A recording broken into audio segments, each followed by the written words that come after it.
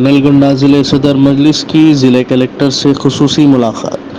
सदर मजलिस और गुन पार्लियामेंट हैदराबाद बैरिस्टर असदुद्दीन अवैसी की हिदायत पर ज़िले सदर एडवोकेट रज़ीउद्दीन की सदारत में नलगुंडा ज़िले और टाउन कमेटी ने आज ज़िले कलेक्टर विनय कृष्णा रेड्डी IAS से खुसूसी मुलाकात की, जिसमें लॉ कमीशन ऑफ इंडिया की UCC नोटिफिकेशन के साथ मज़ाहिमत की गई। इस मौके पर अब्दुल मलिक, नुसरत खान, मोहम्मद शमी, मोहम्मद मोहसिन, मौलाना बिलाल, सुहेल, वसीम हुसैन, डॉक्टर अबरार हुसैन, यासीन सलीम, आमिर अल अमूदी, मकसूद रेहान, डॉक्टर आदिल के अलावा दीगर मौजूद थे। वालेकुम वरहमतुल्लाहि वबरकातुहू।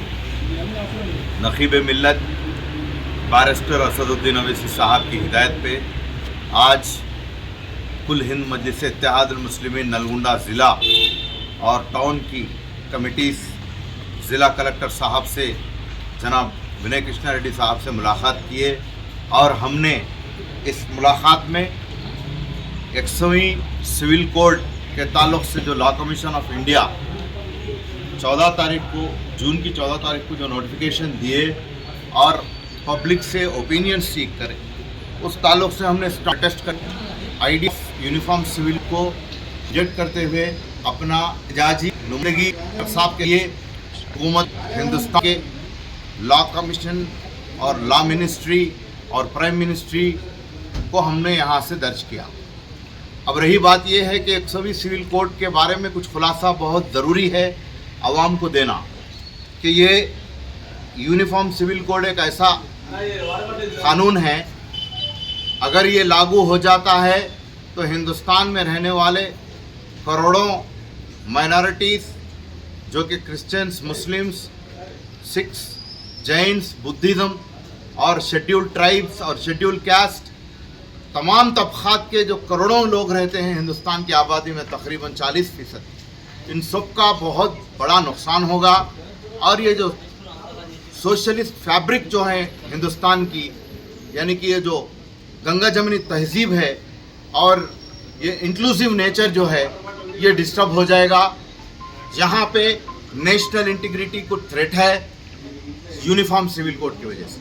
अब रही बात यूनिफॉर्म सिविल कोड को, उन लोग की बात दलील ये है कि आर्टिकल 44 में कॉन्स्टिट्यूशन ऑफ इंडिया के आर्टिकल 44 में खुद कहा गया था कि यूनिफॉर्म सिविल कोड का यानी कि प्रपोजल कभी भी अमल करना है।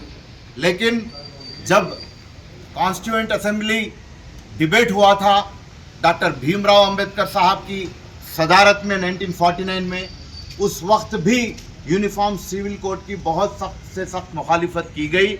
उसी वजह से उन्होंने अपना ख्याल ये दिया था कि यूनिफॉर्म सिविल कोड जो माइनॉरिटीज़ है, जो जितने भी ट्राइब्स है, ये तमाम लोगों के कल्चर को प्रोटेक्शन करते हुए जो लोग वॉलंटरली यूनिफॉर्म सिविल कोड अपनाना चाहते हैं, सिर्फ वो तबका ले सकता है। जो नहीं अपनाना चाहते हैं वो अपने अपने मजहबी यानी कि मजहबी आज़ादी को और मजहबी कल्चर को प्रोटेक्ट करते हुए मानने की पूरी सहूलत कॉन्स्टिट्यूशन ऑफ इंडिया में दिया गया था।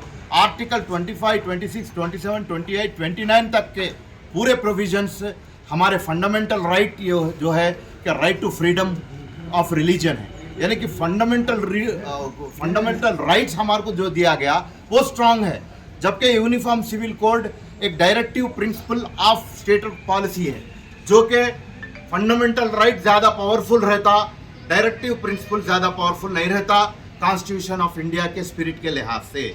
अब रही बात, और एक खुलासा ये है कि अब ये मोदी सरकार जो मुसलमानों के ख़िलाफ़, ये दलित के ख़िलाफ़, ट्राइब्स के ख़िलाफ़ ये कानून ला रहे हैं, उनका क्या मकसद, सियासी मकसद है, सब सारे हिंदुस्तान जानता है। लेकिन अब उन्होंने अगर ये बिल पेश भी करें तो राज्यसभा में कुल 237 MP है, जिसमें से सिर्फ 92 MPs जो है सो बीजेपी के हैं, और वो लोग को अगर कोई एक्स्ट्रा उनके अलायंस वाले देते भी हैं तो 103 MPs होते हैं। अब यहाँ पे सवाल ये उठता है कि 16 MPs की कमी है राज्यसभा में ये बिल पास होने के लिए, जबकि लोकसभा में वो लोग को फुल मेजॉरिटी है। लेकिन राज्यसभा के जो 16 MPs है उसको हम चैलेंज यहाँ से सबको हम वार्निंग देते हैं, चेतावनी देते हैं। जो सो कॉल्ड सेक्युलर पार्टीज़, जो रीजनल पार्टीज़ के राज्यसभा के MPs है, वो लोग के सामने ये एक इम्तिहान है सेक्युलरिज्म का। अगर वो हिंदुस्तान के माइनॉरिटीज, एसटीज, ट्राइब्स, क्रिश्चियंस तमाम के फेवर में है, तो वो राज्यसभा के रीजनल पार्टीज के एमपीज इस बिल के मुखालिफत में वोट डालने की ज़रूरत है। और हिंदुस्तान के सारे लोग इससे जो विक्टिम्स हो रहे हैं, हम सब गौर कर रहे हैं कौन सी पार्टी किसके हक में वोट डालेगी। इंशाअल्लाह हम अल्लाह पाक से तवक्को करते हैं कि इस तरह के ड्रैक्युला ऐसे जहरीले यानी कि बिल्स, क़वानीन हिंदुस्तान में लागू ना हो, क्योंकि ये हमारी पीसफुल इंटीग्रिटी की जो कल्चर है वो ख़राब ना हो। जज़ाकल्लाहु खैर। अस्सलामु अलैकुम वरहमतुल्लाहि वबरकातुहू। दारुस्सलाम बैंक रियासत तेलंगाना का मुस्तहकम बैंक जो गुज़िश्ता 35 साल से आवाम की खिदमत में मसरूफ़ है, जहां तमाम तर मॉडर्न बैंकिंग सहूलियत दस्तयाब है।